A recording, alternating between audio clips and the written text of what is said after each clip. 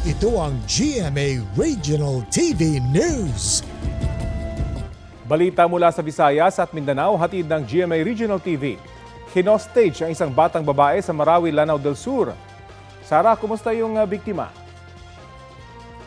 Rafi nasagip ang 6 na taong gulang na bata mula sa kamay ng kanyang hostage taker. Sa investigasyon ng pulisya, pinasok ng sospek ang bahay ng biktima sa barangay Sabala, Manao proper. Kumuha siya ng kutsilyo at saka hinostage ang bata. Nagkataong may nagja-jogging na pulis sa lugar. Kinausap niya ang sospek. Pero nang makitang nasugatan na ang bata sa pisngi at braso, doon na niya hinarang ang hawak na patalim at binaril ang sospek. Agad isinugod ang biktima at sospek sa ospital. Maayos na ang kondisyon ng bata habang idineklarang dead on arrival sa ospital ang lalaki. Wala pang pahayag ang mga kaanak na bata. Inaalam pa ng pulisya ang pagkakakilanlan ng sospek at kung ano ang motibo niya.